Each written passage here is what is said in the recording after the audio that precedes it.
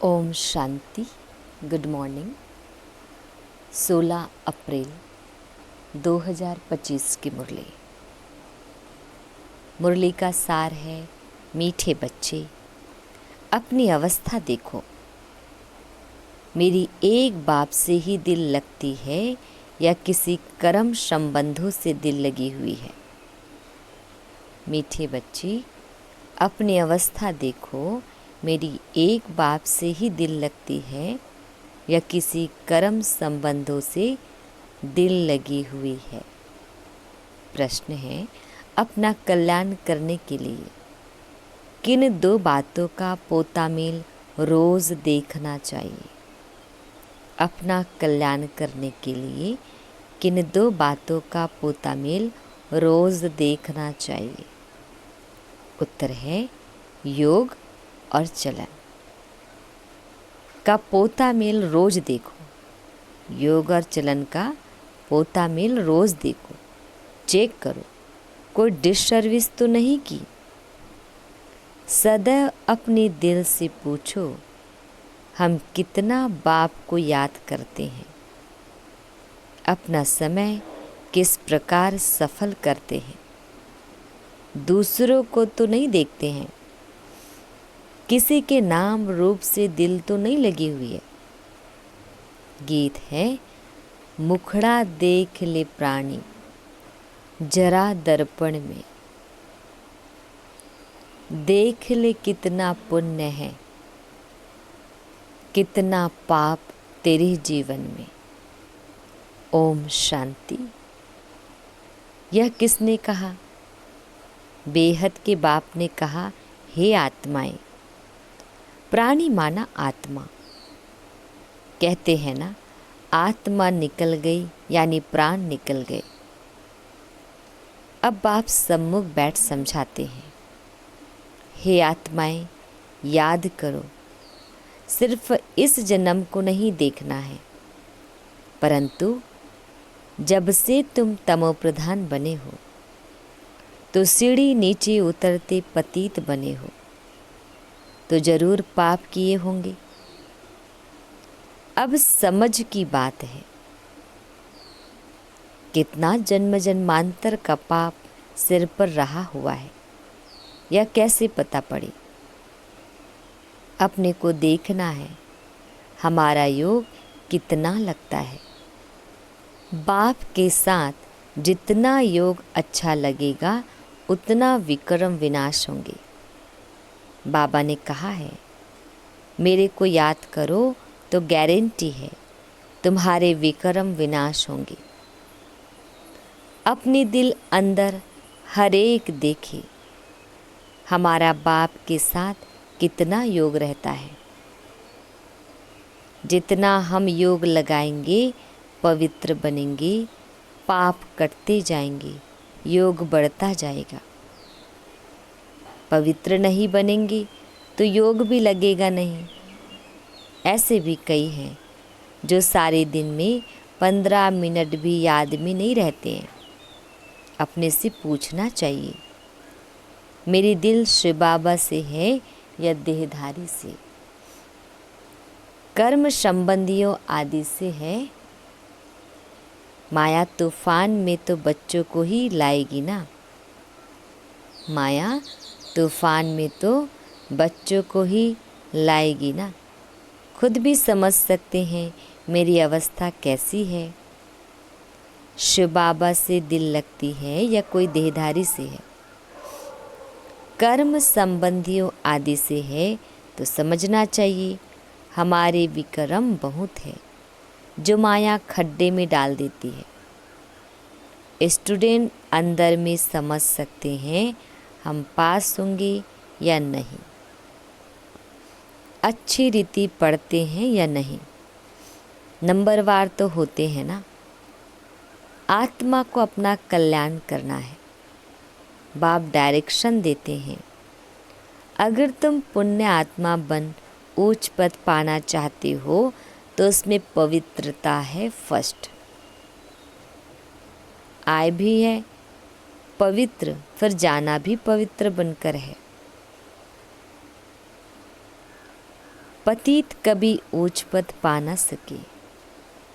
सदैव अपने दिल से पूछना चाहिए, हम कितना बाप को याद करते हैं, हम क्या करते हैं। यह तो जरूर है पिछाड़ी में बैठे हुए स्टूडेंट की दिल खाती है। पुरुषार्थ करते हैं उच्च पद पाने के लिए, परंतु चलन भी चाहिए ना। बाप को याद कर अपने सिर से पापों का बोझा उतारना है। पापों का बोझा सिवाय याद के हम उतार ही नहीं सकते। तो कितना बाप के साथ योग होना चाहिए। ऊंचते ऊंच बाप आकर कहते हैं, मुझ बाप को याद करो तो विक्रम विनाश होंगे। टाइम नज़दीक आता जाता है, शरीर पर भरोसा नहीं है। अचानक ही कैसे कैसे एक्सीडेंट हो जाते हैं। अकाली मृत्यु की तो फुल सीजन है, तो हर एक को अपनी जांच कर अपना कल्याण करना है।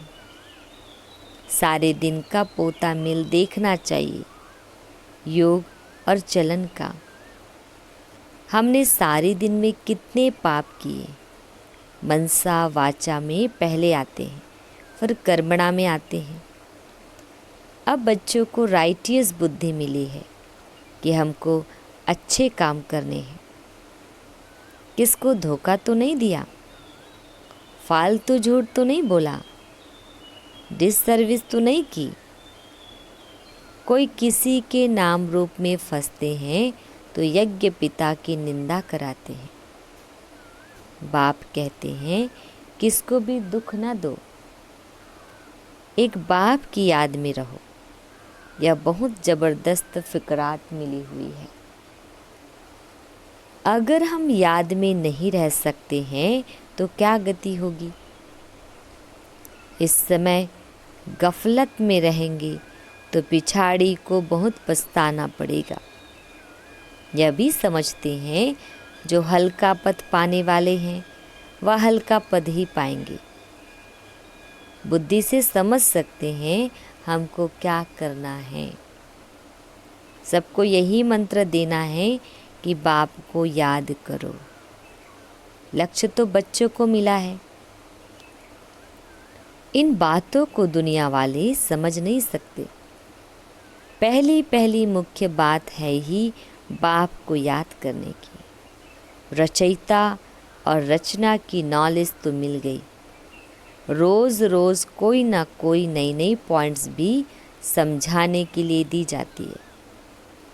जैसे विराट रूप का चित्र है, इस पर भी तुम समझा सकते हो। कैसे वर्णों में आते हैं, यह भी सीढ़ी के बाजू में रखने का चित्र है। सारा दिन बुद्धि में यही चिंतन रहे कि कैसे किसको समझाऊं। सर्विस करने से भी बाप की याद रहेगी। बाप की याद से ही विक्रम विनाश होंगे। अपना भी कल्याण करना है। बाप ने समझाया है तुम्हारे पर 63 जन्मों के पाप हैं। पाप करते करते सतो प्रधान से तमो प्रधान बन पड़े हो। अब मेरा बनकर फिर कोई पाप कर्म नहीं करो। झूठ, शैतानी, घर फिटाना, सुनी सुनाई बातों पर विश्वास करना, यह धूतीपना बड़ा नुकसान कारक है। बाप से योग ही तुड़ा देता है तो कितना पाप हो गया। गवर्नमेंट के भी धूते होते हैं। गवर्नमेंट की बात किसी दुश्मन को सुनाए बड़ा नुकसान करते हैं, तो फिर उन्हों को बड़ी कड़ी सज़ा मिलती है। तो बच्चों के मुख से सदैव ज्ञान रतन निकलनी चाहिए। उल्टा सुल्टा समाचार भी एक दो से पूछना नहीं चाहिए। ज्ञान की बातें ही करनी चाहिए। तुम कैसे बाप से योग लगाते हो, कैसे किसको समझाते हो, सारा दिन यही ख्याल रहे। चित्रों के आगे जाकर बैठ जाना चाहिए। तुम्हारी बुद्धि में तो नॉलेज है ना। भक्ति मार्ग में तो अनेक प्रकार के चित्रों को पूजते रहते हैं, जानते कुछ भी नहीं। ब्लाइंड फेथ, आइडल वर्शिप अर्थात मूर्ति पूजा, इन बातों में भारत मशहूर है। अभी तुम यह बातें समझाने में कितनी मेहनत करते हो। प्रदर्शनी में कितने मनुष्य आते हैं, भिन्न भिन्न प्रकार के होते हैं। कोई तो समझते हैं यह देखने समझने योग्य है, देख लेंगे, फिर सेंटर पर कभी नहीं जाते। दिन प्रतिदिन दुनिया की हालत भी खराब होती जाती है। झगड़े बहुत है। विलायत में क्या क्या हो रहा है, बात मत पूछो। कितने मनुष्य मरते हैं। तमो प्रधान दुनिया है ना। भल कहते हैं बॉम्ब्स नहीं बनाने चाहिए, परंतु वह कहते तुम्हारे पास ढेर रखे हैं, तो फिर हम क्यों न बनाएं। नहीं तो गुलाम होकर रहना पड़े। जो कुछ मत निकलती है विनाश के लिए। विनाश तो होना ही है। कहते हैं शंकर प्रेरक है, परंतु इसमें प्रेरणा आदि की तो बात नहीं। हम तो ड्रामा पर खड़े हैं।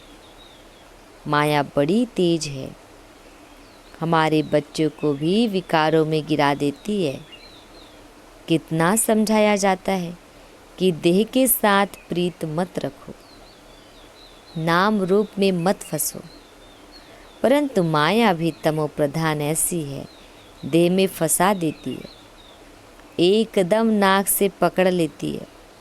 पता नहीं पड़ता है बाप कितना समझाते हैं। श्रीमत पर चलो, परंतु चलते नहीं। रावण की मत झट बुद्धि में आ जाती है। रावण जेल से छोड़ता नहीं। बाप कहते हैं अपने को आत्मा समझो, बाप को याद करो। बस अब तो हम गए। आधा कल्प के रोग से हम छूटते हैं। वहाँ तो है ही निरोगी काया। यहाँ तो कितने रोगी हैं। यह रौरव नरक है ना। भल वो लोग गरुड़ पुराण पढ़ते हैं, परंतु पढ़ने अथवा सुनने वालों को समझ कुछ भी नहीं है। बाबा खुद कहते हैं आगे भक्ति का कितना नशा था।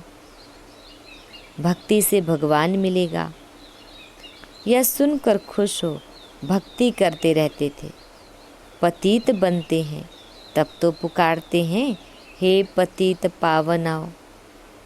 भक्ति करते हो यह तो अच्छा है, फिर भगवान को याद क्यों करते। समझते हैं भगवान आकर भक्ति का फल देंगे। क्या फल देंगे वह किसको पता नहीं। बाप कहते हैं गीता पढ़ने वालों को ही समझाना चाहिए, वही हमारे धर्म के हैं। पहली मुख्य बात ही है गीता में भगवानुवाच। अब गीता का भगवान कौन। भगवान का तो परिचय चाहिए ना। तुमको पता पड़ गया है आत्मा क्या है, परमात्मा क्या है। मनुष्य ज्ञान की बातों से कितना डरते हैं। भक्ति कितनी अच्छी लगती है, ज्ञान से 3 कोस दूर भागते हैं। अरे पावन बनना तो अच्छा है, अब पावन दुनिया की स्थापना, पतित दुनिया का विनाश होना है। परंतु बिल्कुल सुनते नहीं। बाप का डायरेक्शन है hear no evil, see no evil, think no evil, talk no evil, do no evil. Maya फिर कहती है हियर नो बाबा की बातें। माया का डायरेक्शन है शिव बाबा का ज्ञान मत सुनो। ऐसा जोर से माया चमाट मारती है जो बुद्धि में ठहरता नहीं। बाप को याद कर ही नहीं सकती। मित्र संबंधी देहधारी याद आ जाते हैं, बाबा की आज्ञा नहीं मानते। बाप कहते हैं माँ में कम याद करो, और फिर ना फरमान बरदार बन कहते हैं हमको फलाने की याद आती है। याद आएगी तो गिर पड़ेंगी। इन बातों से तो नफरत आनी चाहिए। यह बिल्कुल ही छी दुनिया है। हमारे लिए तो नया स्वर्ग स्थापन हो रहा है।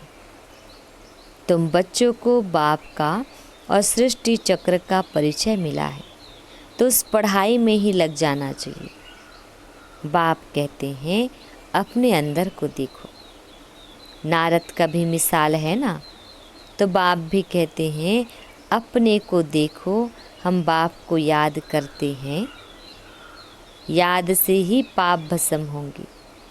कोई भी हालत में याद शिव बाबा को करना है और कोई सिलौर नहीं रखना है।